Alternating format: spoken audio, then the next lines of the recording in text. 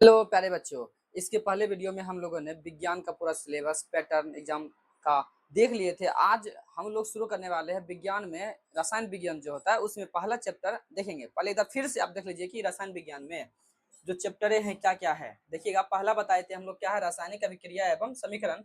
दूसरा है अम्ल क्षारक एवं लवण। तीसरा है धातु एवं अधातु, कार्बन एवं उसके यौगिक तत्वों का आवर्त वर्गीकरण, प्राकृतिक संसाधनों का प्रबंधन। अब देखिए, इसमें पहला चैप्टर होता है रासायनिक अभिक्रिया एवं समीकरण। इसको कैसे हम पढ़ाएंगे और कितने पार्ट में ले जाएंगे वीडियो को, हम इसको लगभग 4 या 5 पार्ट में ले जाएंगे। आप पूरा केमिस्ट्री कंप्लीट करेंगे, यानी कि आपको 5 वीडियो मिलेगा और केमिस्ट्री पूरा कंप्लीट कैसे करेंगे देखिएगा।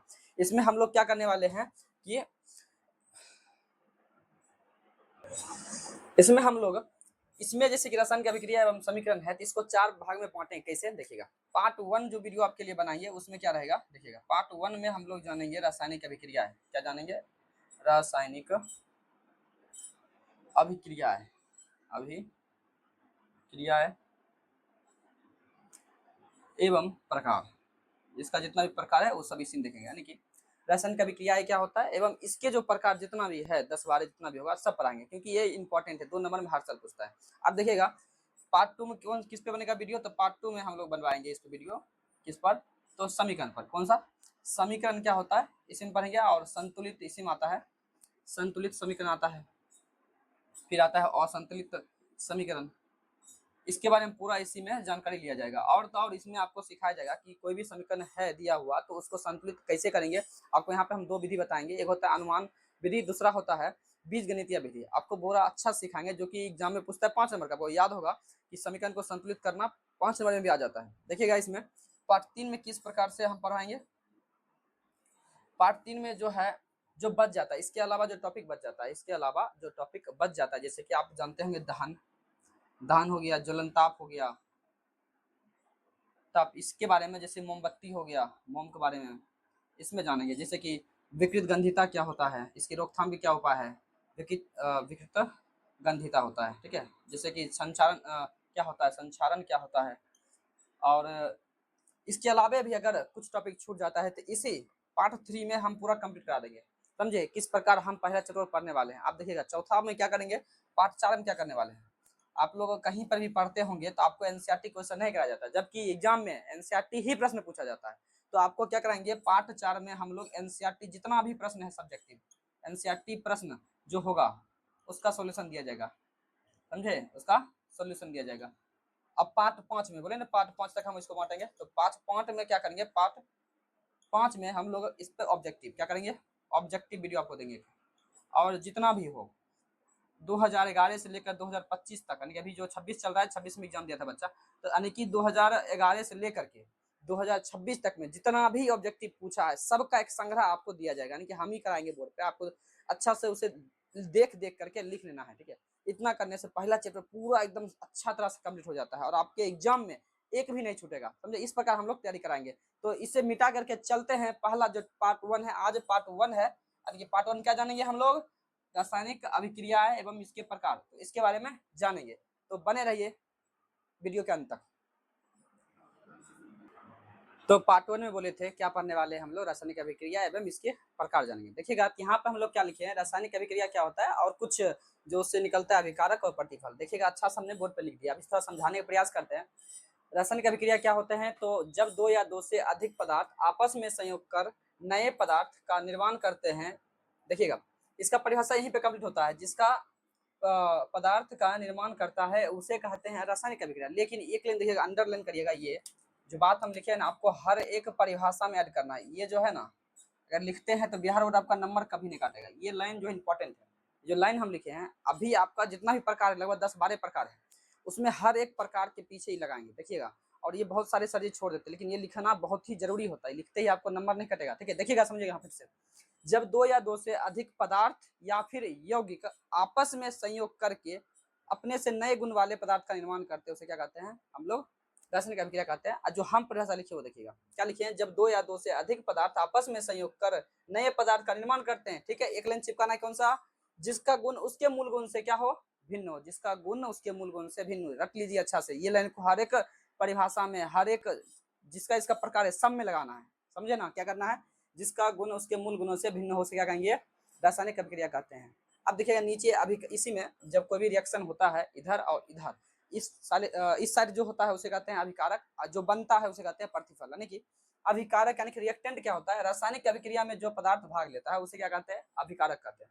प्रतिफल क्या होता है, प्रोडक्ट क्या होता है, रासायनिक अभिक्रिया में अभिकारक से बनने वाले पदार्थ क्या कहलाएंगे, प्रतिफल कहलाएंगे। यानी कि जो रासायनिक अभिक्रिया में भाग लेगा उसे कहेंगे हम लोग अभिकारक, और उसके फलस्वरूप जो पदार्थ बनता है उसे क्या कहेंगे हम लोग, उसे कहेंगे प्रतिफल कहेंगे। देखिएगा एग्जांपल लिए 2-3 को, यहाँ देखिएगा एग्जांपल है, जैसे CaO प्लस में CO2 है, यानी कि कैल्शियम ऑक्साइड है और प्लस में कार्बन डाइऑक्साइड है, और इधर है CaCO3 बनता है, यानी कि कैल्शियम कार्बोनेट बनता है। अब देखिएगा यहाँ जो बन रहा है, जैसे ये दोनों रिएक्ट हुआ, ये चीज बना, यही बना, क्यों बना, क्या आपको आता है? यदि आपको नहीं आता, अगर आपको लग रहा है कि भैया ये हमको सिखाएंगे, ठीक है हम सिखाएंगे आपको, लेकिन कमेंट करना होगा कि भैया ये चीज हमको सिखाइए, यानी कि समीकरण कैसे बनाते हैं ये हमको सिखाइए। वीडियो के अंत में आप क्या करिएगा, कमेंट में लिख दीजिएगा, आपके लिए एक वीडियो ही बना देंगे अच्छा सा, जिसपे चाहे कोई भी आ जाए समीकरण उसको आप बनाना सीख लीजिएगा, चुटकियों बनाना सीख लीजिएगा, ठीक है। उसके लिए एक वीडियो बना देंगे, लेकिन आपको कमेंट में करना होगा कि भैया समीकरण कैसे बनाते हैं आप सिखा दीजिए, ठीक है। कमेंट करिएगा, लगभग अगर 20-25 कमेंट आता है तब हम बताएंगे, ठीक है। चलिए CaO प्लस CO2, इधर जो रिएक्शन होता है, तीर चिन्ह के इधर जो है, इधर जो बना उसे क्या कहेंगे हम लोग, अभिकारक कहेंगे। CaCO3 जो नया चीज बना, इधर का क्या कहेंगे, प्रतिफल कहेंगे।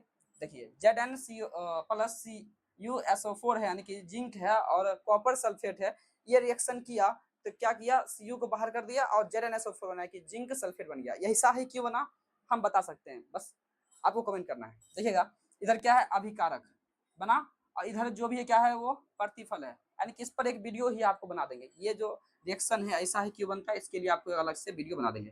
तो अभी आपको हम ये सब समझाए, आप लोग क्या करिएगा, इससे बहुत ही बेहतर तरह से अपने कॉपी में लिख लीजिएगा, ठीक है, एकदम नोट जैसे बनाते हुए इसे लिख लीजिएगा। चलिए इसे क्या करते हैं, अब मिटाते हैं, अब आगे चलेंगे किस पर, रासायनिक अभिक्रिया के प्रकार पे चलेंगे, ठीक है। हम लोगों ने अभी तक क्या देख लिए हैं, रासायनिक अभिक्रिया क्या होता है वो देख लिए, उसमें क्या बताए थे, प्रतिफल क्या होता है, और जो होता है अभिकारक, यानी कि जो बनता है, यानी कि जो रासायनिक अभिक्रिया में भाग लेता है उसे कहते हैं अभिकारक, इससे जो बनता है उसे कहते हैं प्रतिफल। जैसे आप कभी खाना बनाते हैं, जैसे कि आप भुंजिया कभी बनाए हैं, देखिए आप जब भुंजिया बनाते हैं तो भुंजिया बनाने के लिए जो जो आप सामग्री लाते हैं, ठीक है, जो जो सामग्री लाते हैं वो क्या होता है, आपका अभिकारक होता है, और उससे जो बनता है, बन करके नया भुंजिया तैयार हुआ ना भुंजिया, वो क्या होता है, प्रतिफल होता है। जैसे बिरयानी आप बनाते होंगे, तो बिरयानी बनाने से पहले आपको कुछ सामान लाना होगा, सामान में आप उसमें चावल लाते होंगे, बिरयानी यानी कि खुद चिकन लाते होंगे, उसमें फिर आप कई सारे जो उसमें मसाला देते वो लाते होंगे, ये सब जो लाते हैं ये सब क्या होता है, यही सब होता है अभिकारक, इससे बनता है क्या, बिरयानी, क्या है ये, यही तो है प्रतिफल, समझे। अब क्या करते हैं हम लोग, रासायनिक अभिक्रिया के प्रकार जितना है उसको हम बारी बारी करके समझेंगे। पहला हम यहाँ पे लिखे हैं कि संयोजन अभिक्रिया क्या होता है, कॉम्बिनेशन रिएक्शन क्या होता है, तो वैसी रासायनिक अभिक्रिया जिसमें दो या फिर से बोलिए एक या एक से अधिक या फिर दो या दो से अधिक पदार्थ आपस में मिल करके एक नए पदार्थ का निर्माण करते हैं, उसे क्या कहते हैं, संयोजन अभिक्रिया, क्या कहते हैं उसे, संयोजन अभिक्रिया कहते हैं। लेकिन इसमें एक लाइन आपको बोले थे हर एक जो होगा टॉपिक उसमें क्या है ना, चिपकाना, नहीं, हर एक उसके प्रकार में चिपकाना है। क्या चिपकाना है आपको, ये देखिए लिखे हैं, जिसका गुण क्या है, जिसका गुण उसके मूल गुणों से क्या हो, भिन्न हो, ये लाइन आपको चिपकाना होगा हर एक इसके प्रकार में, क्योंकि ये लिखने से आपका नंबर नहीं कटेगा, ये एक नया चीज आपके लिए लाए हैं। देखिएगा फिर देखिए, वैसी रासायनिक अभिक्रिया जिसमें दो या दो से अधिक पदार्थ आपस में संयोग करके एक नए पदार्थ का निर्माण करते हैं, तथा यहीं से बोल सकते हैं कि संयोजन अभिक्रिया कहते हैं, लेकिन क्या बोलना है, जिसका गुण उसके मूल गुणों से भिन्न हो उसे क्या कहेंगे हम लोग, संयोजन अभिक्रिया कहेंगे। इसका मतलब क्या है, ये दोनों जो पदार्थ था इसका गुण अलग है, जब ये कुछ बन गया है इसका गुण अलग हुआ, यही बात हम यहाँ लाइन में चिपकाए हैं। अब देखिएगा यहाँ पर से कि CaO और CO2 रिएक्शन करके क्या बनाएगा, CaCO3 बनाएगा, कार्बन कैल्शियम कार्बोनेट बनाएगा, क्या बनाएगा, कैल्शियम कार्बोनेट। यहाँ देखिए C यानी कि कार्बन, O2 यानी कि ऑक्सीजन, ये रिएक्शन करके क्या बनाएगा, CO2 यानी कि कार्बन डाइऑक्साइड बनाएगा। आगे देखिए N2 प्लस H2, ये अभिक्रिया करके क्या बनाएगा, NH3 बनाएगा। अन्य दो पदार्थ था, मिल करके एक नए पदार्थ का निर्माण किया, इधर भी दो पदार्थ था, मिल करके एक नए पदार्थ का निर्माण किया, अन्य भी दो पदार्थ था, मिल करके एक नए पदार्थ का निर्माण किया, इसलिए क्या होगा, ये संयोजन अभिक्रिया होगा। ठीक है, अब चलते हैं इसके अगला जो है दूसरे परिभाषा पे चलते हैं, इसे मिटाते हैं। अब क्या है, वियोजन अभिक्रिया क्या होता है, डीकम्पोजिशन रिएक्शन क्या होता है, इसमें क्या होता है, एक बड़ा सा पदार्थ होगा वो टूट करके दो नए पदार्थ में बटेगा, यानी कि वैसी रासायनिक अभिक्रिया जिसमें एक बड़ा यौगिक यानी कि एक यौगिक रहेगा वो टूटेगा और दो यौगिक में बदलेगा, और जिसका गुण क्या बोले थे, चिपकाना है, जिसका गुण उसके मूल गुण से क्या हो, भिन्न हो, उसे क्या कहेंगे, ये यानी कि वियोजन अभिक्रिया कहेंगे, यानी कि वैसी रासायनिक अभिक्रिया जिसमें एक यौगिक टूटकर दो अथवा दो से अधिक यौगिकों का निर्माण करता हो तथा जिसका गुण उसके मूल गुणों से क्या हो, भिन्न हो, उसे क्या कहेंगे, वियोजन अभिक्रिया। एग्जांपल देखिएगा, जैसे देखो इधर एक पदार्थ है, यही एक पदार्थ दो पदार्थ टूट गया ना, यानी कि CaCO3 जो है इसे जब हीट किए, इसको हीट कहते हैं, जब हीट किए तो क्या किया, ये CaO प्लस CO2 में टूट गया। उसी प्रकार KClO3 जब इसे हिट किए तो KCl प्लस O2 में टूट गया। ठीक है, ये वियोजन था, ये समाप्त हो गया। अब समझिएगा इसमें क्या समझने वाले हैं, आपके एग्जाम में हर साल पूछेगा 2 नंबर में, तो आपको करना क्या है, जैसे पूछा वियोजन अभिक्रिया क्या है, इसका परिभाषा लिखना है, साथ ही साथ कम से कम आपको 2 इस पे एग्जाम्पल देना है, कम से कम 2, याद रखिएगा 2 एग्जाम्पल आपको देना है, तो आपको मिलेगा 2 नंबर। चलिए इसे आप मिटाते हैं, नेक्स्ट पे चलते हैं। ठीक है,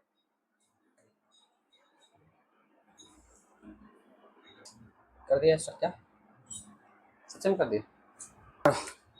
अब देखते हैं एकल विस्थापन अभिक्रिया क्या होता है या फिर विस्थापन अभिक्रिया। इसमें क्या होता है, एक अधिक क्रियाशील जो धातु होता है किसी यौगिक से कम क्रियाशील धातु को बाहर निकाल देता है। जैसे आप कभी देखे होंगे अपने गांव घर में, जो अधिक धनपति होते हैं कि जो अमीर लोग होते हैं, गरीब लोग पर थोड़ा सा अत्याचार करते हैं। क्यों? क्योंकि जो वो अमीर लोग हैं वो जो चाहे वो कर सकते हैं, सही बात है ना, मतलब वो चाहे तो कमजोर लोग पर उसको वहां से हटा सकते हैं, क्या कर सकते हैं, उसको हटा सकते हैं, यानी कि अधिक जो पावरफुल है वो कमजोर को हटा सकता है। यही क्या होता है, एक विस्थापन अभिक्रिया, समझे। मतलब इसमें क्या होगा, वैसी रासायनिक अभिक्रिया जिसमें एक अधिक अभिक्रियाशील धातु अधिक ही पावरफुल है, वो क्या करेगा, किसी कोई यौगिक बना हुआ है बेचारा, वो घर में है, वो कमजोर है, वो आएगा इसको निकाल देगा और ये उसके जगह पे आ जाएगा। यही क्या होता है अभिक्रिया, एकल विस्थापन अभिक्रिया कहलाता है। समझिए क्या है, वैसी रासायनिक अभिक्रिया जिसमें एक अधिक क्रियाशील धातु किसी यौगिक से कम क्रियाशील धातु यानी कि तत्व को विस्थापित यानी कि बाहर कर देता है। और एक लाइन बोले थे चिपकाने के लिए, जिसका गुण उसके मूल गुणों से क्या हो, भिन्न हो, उसे कहेंगे एकल विस्थापन अभिक्रिया कहेंगे। देखिए जैसे यहाँ देखिए Fe है प्लस CuSO4 है। अब Fe ज्यादा पावरफुल है किससे, इस CO से। क्या करेगा ये Fe इस Cu को हटाएगा बेचारा को, और ये Fe इसके जगह पे आ जाएगा। देखिए आ गया ना, Cu को बाहर कर दिया और ये जो है Fe है इसके साथ आ गया ना। तो उसी प्रकार यहाँ देखिए Zn जो है Cu से पावरफुल है, ये भी क्या करेगा, Zn Cu को हटाएगा और खुद आ जाएगा उसकी जगह पर। फिर देखिए Cu जो है पावरफुल किससे है, Ag से, ये क्या करेगा, इसको हटाएगा, यहाँ पे आ जाएगा। देखिए यहाँ पर हमने यहाँ पर दिखाया है चार्ट में कि धातुओं की सक्रियता श्रेणी घटती क्रम में है, यानी कि सबसे पावरफुल क्या है, पोटेशियम में के है, फिर Na है, Ca है, मैग्नीशियम है, एल्युमिनियम है, जिंक है। ठीक है, इस प्रकार करके है। और Sn के बाद है H यानी कि हाइड्रोजन, फिर Cu, फिर उसके बाद Hg है, फिर Ag है, फिर Au है, फिर Pt है।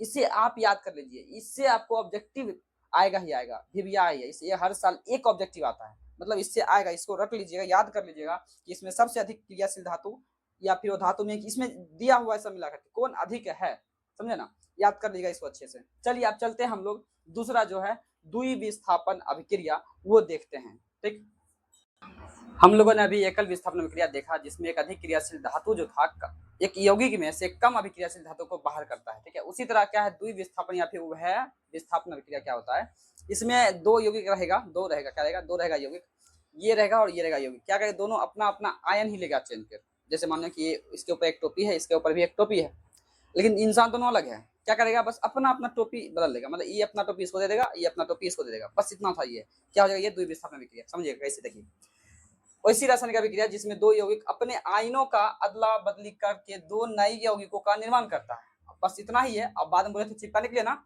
जिसका गुण उसके मूल गुणों से क्या हो, भिन्न हो, उसे कहेंगे द्विविस्थापन अभिक्रिया।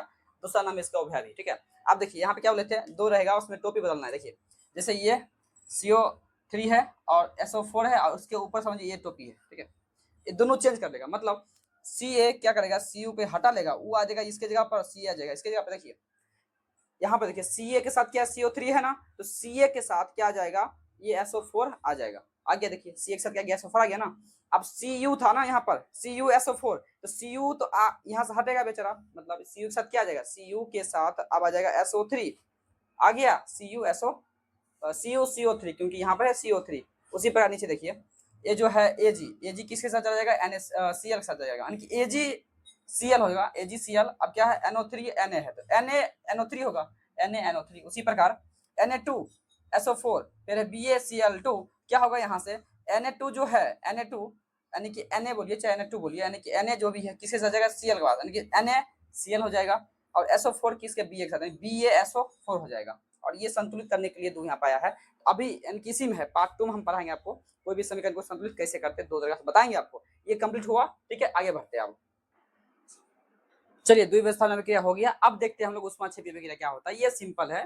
क्या है सिंपल, देखिए अगर कोई रिएक्शन हो रहा है ना, अगर उत्पादन, जब देखिए कोई हमको खाना बनाना है ना, ठीक है, समझिए, अच्छा समझिएगा, अगर हमको कोई अगर खाना बनाना है तो सामान लाना पड़ेगा हमको, कुछ न कुछ। जो सामान लाएंगे वो क्या होगा, अभिकारक। और सामान जो चीज बन जाएगा उसे बोलते हैं प्रतिफल। हाँ, जो चीज बन जाएगा उसके साथ अगर ऊष्मा निकल रहा है उसे क्या कहेंगे, तब हम लोग कहेंगे ऊष्माक्षेपी अभिक्रिया। ध्यान देखिएगा, इसमें वही परिभाषा है। अगर दो पदार्थ यहाँ ये दोनों रिएक्शन किया, कुछ बनाया, बनाने के साथ साथ क्या निकल गया, हीट, यानी कि ऊष्मा निकला, उसी क्या कहते हैं हम लोग, ऊष्माक्षेपी कहते हैं। जब देखिए हम लोग सांस लेते हैं, देखिएगा हम क्या करते हैं, सांस जब लेते हैं अंदर जाता है ऑक्सीजन अंदर, और हम लोग क्या करते हैं, खाना खाते हैं, खाना से जाता है ग्लूकोज, यानी कि आप समझ सकते हैं कार्बोहाइड्रेट होता है, ये अंदर जाकर रिएक्शन होता है, रिएक्शन होता है। और जब हम लोग सांस छोड़ते हैं बाहर, देखिएगा आपका जब सांस निकलता है तो यहाँ थोड़ा गर्म होगा, हवा गर्म निकलता है, यानी कि वो जो हवा गर्म है ना, ऊष्मा भी निकल रहा है साथ साथ। यही क्या होता है, शोषण एक अभिक्रिया कौन सी है, ऊष्माक्षेपी। 2 नंबर में पूछता है कि शोषण को ऊष्माक्षेपी अभिक्रिया क्यों कहते हैं। ये बिहार बोर्ड के एग्जाम में 2 नंबर में पूछा जाता है। इस पर हम लोग क्या करेंगे, क्वेश्चन भी करवाएंगे। पार्ट लगभग हम 5 बोले थे कि पार्ट 1 में क्या करेंगे हम लोग, रासायनिक अभिक्रिया एवं इसके प्रकार को देखेंगे। दूसरे पार्ट में क्या देखेंगे, जो समीकरण को संतुलित करते कैसे करते हैं। अब तीसरा पार्ट में क्या बोले थे हम लोग, देखने वाले होंगे जो विकृत गंधिता होता है और जो संचरण होता है, ये सब जो छूट गया था टॉपिक, उसके बारे में देखेंगे। और जो पार्ट 4 में होगा उसमें हम लोग क्या करेंगे, ऑब्जेक्टिव कर लेंगे। और पार्ट 5 में क्या करेंगे, एनसीईआरटी क्या करेंगे, जितना भी होगा सब्जेक्टिव सब कर लेंगे, समझे, वहां पे करा देंगे आपको। तो परिभाषा देख लीजिए, वैसी रासायनिक अभिक्रिया जिसमें उत्पादन या प्रतिफल के निर्माण के साथ साथ उष्मा भी उत्पन्न या उत्सर्जन होता है, जिसका गुण उसके मूल गुणों से क्या हो, भिन्न हो, उसे क्या कहेंगे, ऊष्माक्षेपी अभिक्रिया कहेंगे। एग्जांपल जैसे हो गया, पहला एग्जांपल शोषण अभिक्रिया हो गया। और जो CH4 प्लस O2 जब बनेगा, CO2 प्लस H2O बनाएगा, और साथ ही साथ क्या निकालेगा, यहाँ पर हीट निकालेगा, उष्मा निकालेगा। C प्लस O2 अगर रिएक्शन करता है तो CO2 बनता है और हीट और उष्मा निकालेगा। Mg plus O2 MgO plus heat, और यानी कि हीट को कहते हैं उष्मा। इस प्रकार क्या हुआ, ऊष्माक्षेपी भी खत्म हुआ। अब होता है ऊष्माशोषी। चलिए उस पर चलते हैं हम लोग, ऊष्माशोषी पर तुरंत, ठीक है।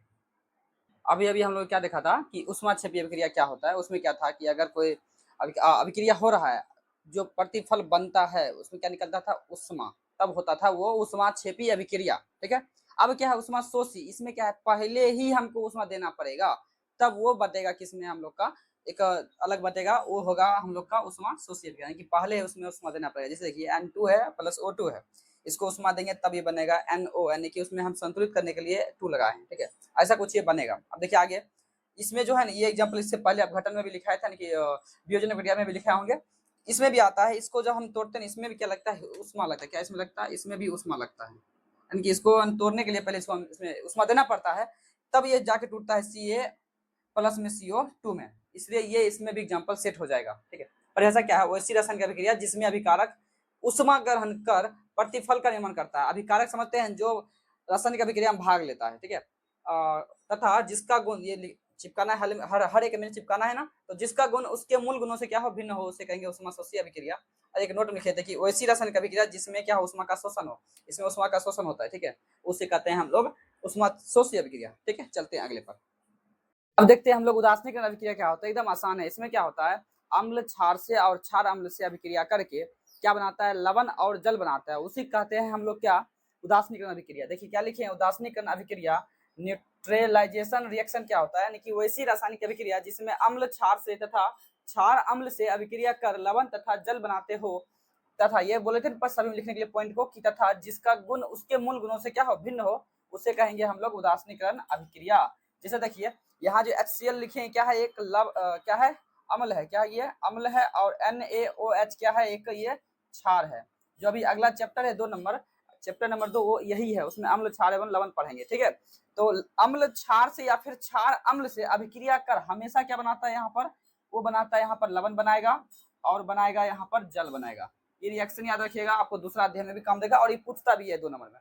तो इसमें क्या होगा, वैसी रासायनिक अभिक्रिया जिसमें अम्ल क्षार से या फिर क्षार अम्ल से अभिक्रिया कर क्या बनाएगा, लवण और जल बनाएगा, उसी क्या कहेंगे हम लोग, उदासीनीकरण अभिक्रिया। एक एग्जांपल और है, यहाँ है HNO3, ये क्या है, अम्ल है, NaOH क्या है, एक क्षार है, रिएक्शन करेगा बनाएगा NaNO3 जो कि एक लवण है, H2O एक क्या है, जल है, H2SO4 प्लस, ये संतुलित करने के लिए आगे 2 लगाया, यानी कि OH, ये भी क्या है, एक क्षार है, ये हुआ अम्ल ये हुआ क्षार, रिएक्शन हुआ तो हुआ K2SO4 प्लस H2O यानी कि जल बना। ये क्या है, लवण है, और ये क्या है, जल है। इस प्रकार क्या हुआ, उदासीनीकरण अभिक्रिया कंप्लीट हुआ। आप चलते हैं अगले इसके परिभाषा पे, चलिए। रोका नहीं रहे।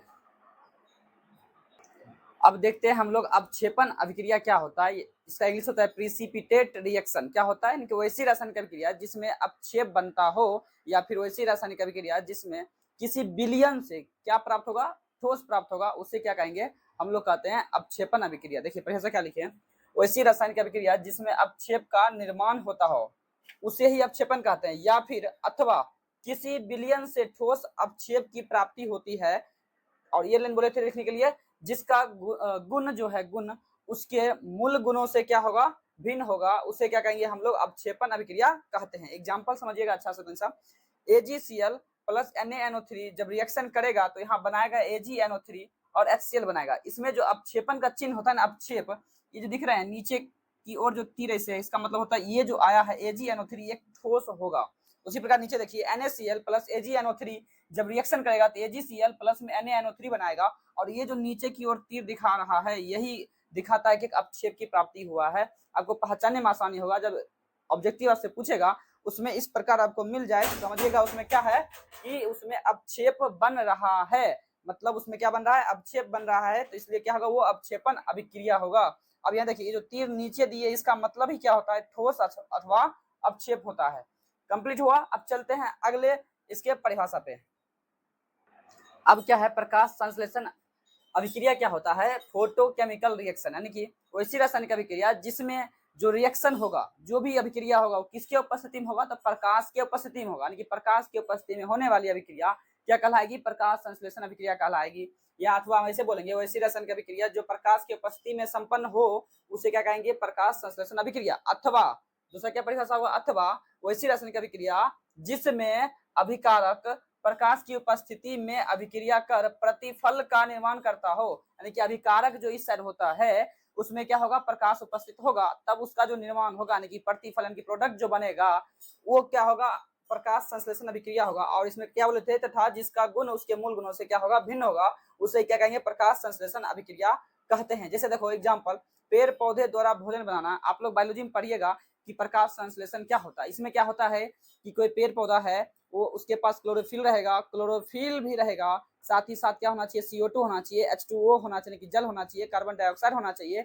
ये सभी प्रकाश की उपस्थिति में रह करके अपना भोजन तैयार करता है, उसे क्या कहते हैं हम लोग, कहते हैं प्रकाश संश्लेषण अभिक्रिया। और बनता क्या है उसमें, तो पेड़ पौधा अपना ग्लूकोज बनाता है और CO2 बनाता है, क्या बनाता है, ग्लूकोज बनाता है और CO2 बनाता है। या वही हम रिएक्शन लिखे थे कि CO2 यानी कि कार्बन डाइऑक्साइड और जल सनलाइट में क्या बनाएगा, ग्लूकोज बनाएगा और कार्बन डाइऑक्साइड बनाएगा। और नीचे क्या लिखे हैं, H2 प्लस Cl2, अगर सनलाइट लिखा है यहाँ पर बनेगा 2HCl, और ये क्या होता है, प्रकाश संश्लेषण अभिक्रिया होता है। तो आपने ये समझ लिया प्रकाश संश्लेषण अभिक्रिया क्या होता है। चलते हैं अगले जो इसका टाइप है उस पे चलते हैं, टाइप नंबर 10 पे। अब जो है विद्युत अपघटन अभिक्रिया क्या होता है, वैसी रासायनिक अभिक्रिया जो विद्युत की उपस्थिति में संपन्न हो उसे ही क्या कहते हैं, विद्युत अपघटन अभिक्रिया। खत्म। ऐसे हम क्या लिखे वो देखिए थोड़ा सा, कि वैसी रासायनिक अभिक्रिया जो विद्युत की उपस्थिति में संपन्न हो उसे क्या कहेंगे, विद्युत अपघटन अभिक्रिया। अथवा दूसरा क्या है इसमें परिभाषा, वैसी रासायनिक अभिक्रिया जिसमें अभिकारक में विद्युत धारा प्रवाहित कर उनके आयनों को पृथक करते हैं तथा जिसका गुण उसके मूल गुणों से क्या हो, भिन्न हो, उसे क्या कहेंगे, विद्युत अपघटन अभिक्रिया। एग्जांपल समझिएगा इसे, देखिए Al2O3 है, यहाँ पर क्या होगा, इलेक्ट्रिक करंट इस पर क्या होगा, प्रभावित किया जाएगा, यानी कि यहाँ पे विद्युत धारा दिया जाएगा।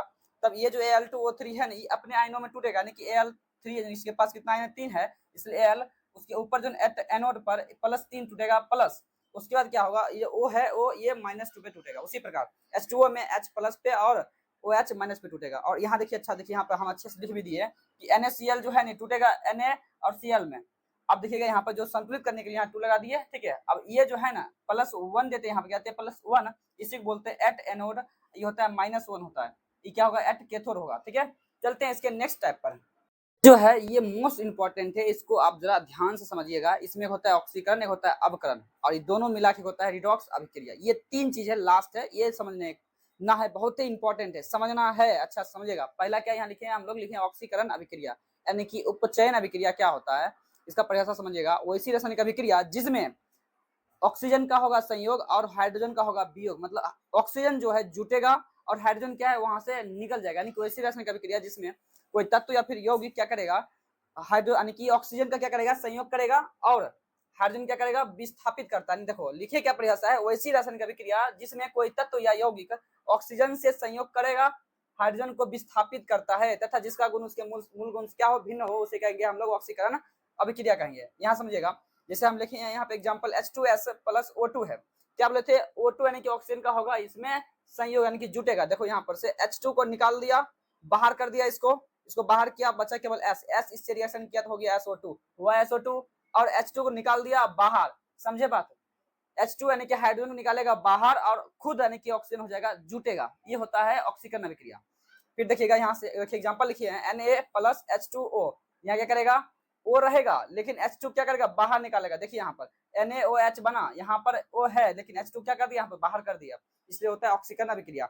एक परिभाषा लिखिए, इसको समझिए, मोस्ट इंपॉर्टेंट है कि वैसी रासायनिक अभिक्रिया जिसमें क्या होगा, किसी तत्व की ऑक्सीकरण संख्या में वृद्धि होती है। नोट है, ये ऑब्जेक्टिव पूछेगा डायरेक्ट आपसे, तो याद रखिएगा, अगर ऑक्सीकरण संख्या में क्या होगा, वृद्धि होगा तो क्या होता है, ऑक्सीकरण होता है, ऑक्सीकरण अभिक्रिया होता है। समझिए यहाँ पर जैसे देखिए ये है ना, अभी यहाँ पर अगर ये अकेला होता है ना कोई तत्व, उसका ऑक्सीकरण संख्या होता है 0, कितना होता है, 0। अभी कार्बन यहाँ पे कितना है, इसका ऑक्सीकरण संख्या तो 0, यानी कि ऑक्सीकरण संख्या इसका क्या है, अभी 0 है, और इसका भी क्या है, 0 है। लेकिन अभी इस पर नहीं जा रहे हैं, हम इस पर दिखा रहे हैं आपको, सी का क्या है, अभी इसका ऑक्सीकरण संख्या 0 है। अब यहाँ देखिए जब रिएक्शन होता है तो सी का जो लास्ट यानी कि संयोजकता जो होता है इसका होता है 4, कितना होता है, +4 होता है, और O का क्या कितना होता है, -2 होता है। अब यहाँ गौर समझिएगा, अभी बोले थे जब अकेला होगा तो उसका ऑक्सीकरण संख्या होगा 0, यहाँ पर था 0, यहाँ हो गया 4। बताइए क्या 0 से 4 हुआ तो बढ़ा या फिर घटा, बढ़ा ना, यानी कि 0 था हो गया 4। अगर ऑक्सीकरण संख्या में वृद्धि यानी कि बढ़ेगा तो क्या होगा, ऑक्सीकरण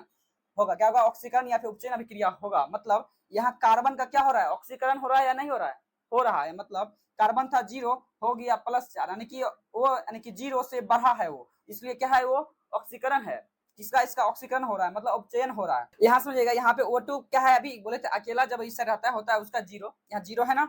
अभी अब देखिए यहाँ देखिए O2 कितना हो गया, -2, मतलब इसमें कमी आ रहा है। जब कमी आता है तो वो होता है अवकरण अभिक्रिया, क्या होता है, अवकरण अभिक्रिया होता है। वो अभी इसके बाद पढ़ते हैं, अभी हम लोग क्या पढ़ लिए, ऑक्सीकरण अभिक्रिया पढ़ लिए ना, कंप्लीट है ये। क्या होता है इसमें, वैसी रासायनिक अभिक्रिया जिसमें ऑक्सीजन का संयोग होगा और हाइड्रोजन का वियोग होगा, उसे कहते हैं ऑक्सीकरण अभिक्रिया। चलिए चलते हैं नेक्स्ट पर, देखते हैं हम लोग अवकरण क्या होता है, अवकरण अभिक्रिया क्या होता है, जिसका दूसरा होता है नाम अपचयन, यानी कि वैसी रासायनिक अभिक्रिया जिसमें हाइड्रोजन जुटेगा और ऑक्सीजन का वियोग होगा, यानी कि वो घटेगा, तो क्या कहलाएगा, अवकरण अभिक्रिया कहलाएगा। अभी कुछ देर पहले हमने पढ़ा था कि ऑक्सीकरण क्या होता है, उसमें था ऑक्सीजन जुटता है और हाइड्रोजन हटता है, वो होता है ऑक्सीकरण अभिक्रिया। अभी क्या है, इसी का उल्टा यानी कि अवकरण यानी कि अपचयन, वैसी रासायनिक अभिक्रिया जिसमें हाइड्रोजन का संयोग होगा और क्या होगा, ऑक्सीजन का वियोग होगा, उसी क्या कहेंगे हम लोग, अवकरण या फिर उपचयन अभिक्रिया। अपचयन क्या है, अपचयन अभिक्रिया, वैसी रासायनिक अभिक्रिया जिसमें किसी तत्व या यौगिक से हाइड्रोजन का संयोग कर ऑक्सीजन को विस्थापित करता है तथा जिसका गुण उसके मूल गुणों से क्या हो, भिन्न हो, उसे अवकरण अभिक्रिया कहते हैं। एग्जांपल समझिएगा तो यहाँ पर एग्जांपल क्या है, देखिए जैसे SO2 है प्लस H2 है, तो S है, H इसमें जुटेगा और O को निकाल देगा बाहर। देखिए S और H क्या हो गया, H2S हो गया और O को निकाल दिया बाहर, हो गया O2। और अगला एग्जांपल H2, ये इसमें जुटेगा, HCl बन जाएगा। ठीक है, यहाँ समझिएगा, ये नोट है, समझिए, वैसी रासायनिक अभिक्रिया जिसमें किसी तत्व की ऑक्सीकरण संख्या में क्या हो, कमी। अभी इससे पहले में बताए थे, अगर ऑक्सीकरण संख्या में वृद्धि हो तो ऑक्सीडेशन रिएक्शन कहलाता है, अगर कमी होगा तो रिडक्शन रिएक्शन कहलाता है। देखिए यहाँ पर बताए थे, अगर ये अकेला हो तो इसका ऑक्सीकरण संख्या 0, ये भी अकेला, इसका ऑक्सीकरण संख्या 0। यहाँ समझिए, इसका जो संयोजकता होता है +4, यहाँ पे हो जाएगा, इसका होता है -2। आप समझिए, ये 0 है, यहाँ से बढ़ के चला गया 4, प्लस हो गया, तो इसका मतलब हो जाएगा वो ऑक्सीकरण अभिक्रिया, यानी कि ये जो अभिक्रिया होने वाला होगा, यहाँ पर कार्बन का होगा तो क्या होगा, इसका होगा ऑक्सीडेशन होगा, क्या होगा, ऑक्सीडेशन होगा, या ऑक्सीकरण अभिक्रिया। ठीक है, चलिए उपचयन हिंदी अथी में लिखते हैं, उपचयन अभिक्रिया। ठीक है, ये हो गया उपचयन। ठीक है, याद रखिए ये O है, कितना है, O है यानी कि 0 है, कितना है, 0, 0 से हो गया -2, कम हुआ या ज्यादा हुआ, कम हुआ ना, यानी कि O से हो गया, यानी 0 से हो गया -2, कम हो गया, यानी कि यहाँ पे ऑक्सीजन क्या हो रहा है, यहाँ ऑक्सीजन का हो रहा है अवकरण, यानी कि अपचयन हो रहा है। क्या हो रहा है, इसका अपचयन हो रहा है। समझे ना क्या होता है, अगर ऑक्सीकरण संख्या में वृद्धि होगा तो ऑक्सीडेशन रिएक्शन, अगर कमी होगा तो क्या होगा, वो रिडक्शन रिएक्शन होगा। अब एक लास्ट परिभाषा है रिडॉक्स अभिक्रिया क्या होता है, उस पर चलते हैं। क्या है रिडॉक्स अभिक्रिया? ऐसी रासायनिक अभिक्रिया जिसमें ऑक्सीकरण और अवकरण दोनों साथ साथ होगा, वो होता है रिडॉक्स अभिक्रिया। एकदम आसान था, अब एग्जांपल समझिएगा। यानी कि देख लीजिए फिर से परिभाषा, वैसी रासायनिक अभिक्रिया जिसमें ऑक्सीकरण एवं अवकरण दोनों साथ साथ अभिक्रिया होता है तथा जिसका गुण उसके मूल गुणों से क्या हो, भिन्न हो, उसे क्या कहेंगे हम लोग, रिडॉक्स अभिक्रिया। एग्जांपल समझिए, CuO प्लस H2। अब यहाँ ही समझने वाला चीज है, रिएक्शन हुआ तो CO को बाहर किया और H2 खुद O2 के साथ जुट गया। यहाँ समझिएगा, अच्छा समझिएगा।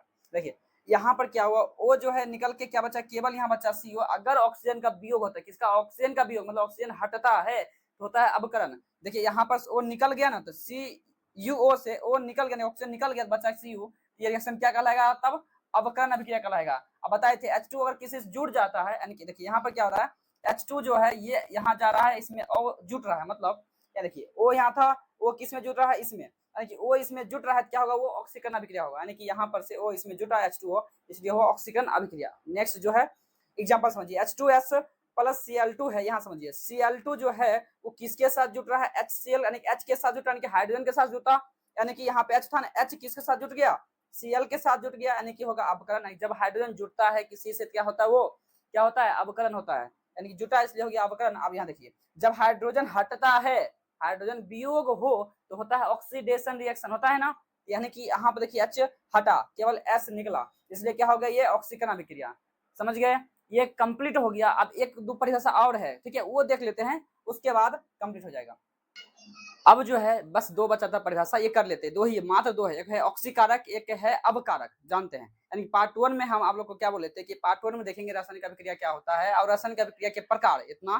पार्ट 2 बोलेंगे, यानी पार्ट 2 में क्या सीखेंगे हम लोग, रासायनिक समीकरण संतुलित करना को सीखेंगे, समझे। और उसके बाद सीखेंगे हम लोग क्या, यानी कि उसी में कंप्लीट हो जाएगा। अब बाकी बात जितना क्वेश्चन होता है पार्ट 3 में देख लेंगे, ऑब्जेक्टिव पार्ट 4 में देख लेंगे, ऐसे करके। तो अभी क्या है वो समझेगा। इसमें है हम लोग का क्या, रासायनिक अभिक्रिया के प्रकार में अभी बस मात्र दो बचा है, ये अवकारक और उपचायक। क्या होता है, अपचायक है, क्या है, अपचायक है। क्या होता है, जिस रासायनिक पदार्थ का ऑक्सीकरण होता है, ध्यान सुनिएगा, उल्टा यहाँ हो रहा है, यहाँ अवकारक लिखा हुआ है, यहाँ क्या हो रहा है, ऑक्सीकरण, कि जिसका ऑक्सीकरण होगा वही क्या होता है, अवकारक होता है। और 15 नंबर क्या है, ऑक्सीकारक या उपचायक क्या होगा, जिस रासायनिक पदार्थ का अवकरण किसका होगा, अवकरण जिसका होगा वो खुद कहलाएगा ऑक्सीकारक। इनके उल्टा यहाँ पे हो रहा है, समझिए। अब एग्जांपल एकदम आसान है, समझ जाइएगा आराम से। देखिए जैसे CuO है, अभी इससे पहले बताए थे, यहाँ ऑक्सीजन का क्या हो रहा है, वियोग, यानी कि ऑक्सीजन यहाँ से निकल गया, तो क्या होता है, अवकरण होता है, ठीक है। अभी यहाँ क्या लिखे, जिसका अवकरण होगा, जिसका अवकरण होगा, ऑक्सीकारक क्या कहलाता है, ऑक्सीकारक। मतलब ये क्या होगा, कौन सा होगा, ये ऑक्सीकारक होगा। समझे, कितना आसान था, ये ऑक्सीकारक हो गया या उपचायक हो गया।